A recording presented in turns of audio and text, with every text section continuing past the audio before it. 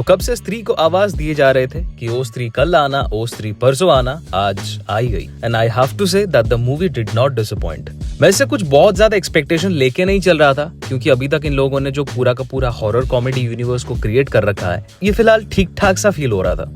इसकी पहली मूवी स्त्री आई थी which was actually very good। उसके बाद आई भेड़िया जो अच्छी थी लेकिन उतनी भी नहीं। उसके बाद आने वाली मुंजा मुझे काफी एवरेज सी लगी थी। और जब मुझे पता चला कि स्त्री के ओरिजिनल राइटर्स जो कि राजन डीके है वो रिटर्न नहीं कर रहे इसको लिखने के लिए, तो I was kind of sceptical about it. लेकिन जब मैं इसको देखने के लिए गया तो आई हैव टू से कि मजा आ गया।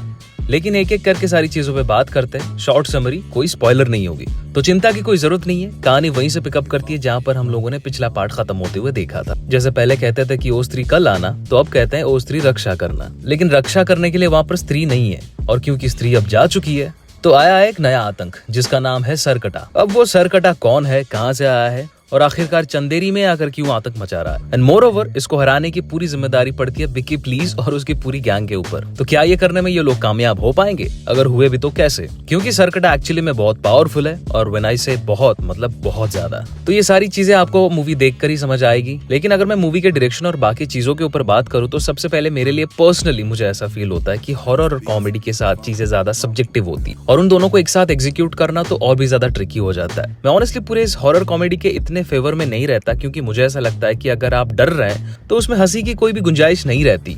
क्योंकि इंसान अगर डरने की कोशिश कर रहा है तो उसे डरना ही चाहिए, हंसना नहीं। But this movie actually proved me wrong, क्योंकि इन लोगों ने हॉरर के साथ बहुत ही सीमलेसली अपने कॉमेडी को ब्लेंड किया है, और वो बहुत इंपॉर्टेंट एस्पेक्ट है इस मूवी का। और इस मूवी की राइटिंग में जिस तरह से इस मूवी के डायलॉग्स लिखे गए हैं, उसमें भी ज्यादा से ज्यादा उसको ऐसे बोला गया है कि आपको ऐसा लगेगा भी नहीं कि ये चीज कहीं ऊपर से आ रही है या वहां पर फिट नहीं हो रही, तो किसी मूवी में हॉरर के साथ कॉमेडी होने लगती है। Personally I am not a fan of it, but ये मूवी उसको बहुत ही आसानी से दिखा देती है, और काफी परफेक्ट तरीके से भी। आपको वो जोक्स क्रिंज नहीं फील होते, आउट ऑफ प्लेस फील नहीं होते। उसके भी ऊपर से जो साथ में हॉरर का एलिमेंट इन लोगों ने बनाया हुआ है, वो माहौल कायम रहता है। और इसका बहुत बड़ा क्रेडिट राजकुमार राव, अभिषेक बैनर्जी और उनकी पूरी टीम को जाता है, क्योंकि उनके आपस में जितनी बढ़िया तरीके से केमिस्ट्री फिट होती है, स्पेशली पंकज त्रिपाठी बहुत ही बढ़िया है। जिस भी सीन में वो है, अब पूरी की पूरी लाइमलाइट, पूरा प्रेजेंस वही खींच लेते हैं। ऐसा लगता है कि बस इन्हीं को ही देखते रहो और सारे डायलॉग इन्हीं को दे दो। फिर इसके बाद राजकुमार राव, श्रद्धा कपूर, अभिषेक बैनर्जी, सब लोगों ने बढ़िया एक्टिंग कर रही है। अन्ना इस चीज का एक बहुत बड़ा रीजन है कि मूवी सीक्वल क्रिएट करने की कोशिश नहीं करती। मूवी उन्हीं चीजों पर बिल्ड करती है जिसने फर्स्ट पार्ट को इतना ज्यादा अच्छा बनाया है। मतलब जो चीजें हमें फर्स्ट पार्ट में पसंद आई थी, मूवी उन्हीं के साथ लेकर चलती है।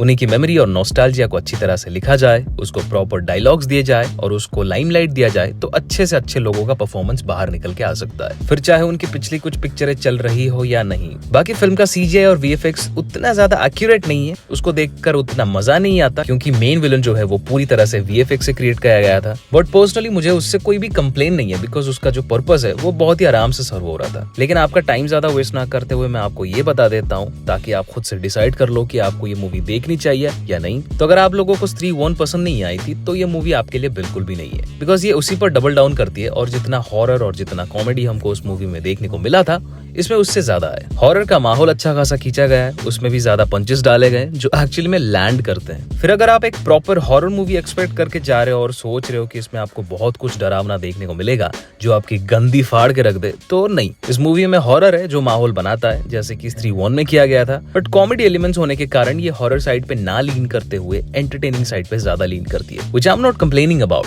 मूवी का बैकग्राउंड स्कोर बहुत तगड़ा है, जो उसके हॉरर वाले सीक्वेंस या फिर एंटरटेनिंग वाले सीक्वेंस या फनी सीक्वेंस सब चीजों को एम्पलीफाई कर देती है, स्पेशली मूवी के क्लाइमैक्स में। फिर मूवी में 4 गाने जो मोस्टली अच्छी फील होती है, और आपको ऐसा नहीं लगता कि कहीं पर भी मूवी को डिप करवा रही है। इनफैक्ट मुझे कहीं पे भी पर्सनली स्ट्रोक फील नहीं हुई। बाकी मूवी फर्स्ट हाफ में थोड़ा सा अपने पेस को मेंटेन करने से चूकती है, पर वो सेकंड हाफ में कवर हो जाती है या फिर एलिवेट हो जाती है। बाकी गाने इसमें 4 है और क्रेडिट इसमें 2 है। जो एंड में एक गाना है उससे पहले क्रेडिट आता है और उसके बाद दूसरा क्रेडिट आता है, और भाई दोनों को आप मिस करना नहीं चाहोगे तो बैठे रहना। और कोई चुम्मा चाटी वाले सीन्स तो नहीं है, तो घर वालों के साथ देख सकते हो आराम से, थोड़ा बहुत अगर जो हॉरर देखना पसंद करते हैं। तो कुल मिला के स्त्री 2 मेरे लिए काफी अच्छी मूवी थी, जिसको मैंने एंजॉय किया पर्सनली। हॉरर कॉमेडी का मैं पर्सनली बहुत बड़ा फैन नहीं हूँ, और मुझे लगता है कि दोनों चीजें साथ में जाती नहीं है, but this movie actually proved me wrong and I am glad for it. मैंने सोचा नहीं था कि ये मूवी अपने सिनेमैटिक यूनिवर्स को लेके इतना ज्यादा हार्ड जाने वाली है, जो जाती भी है।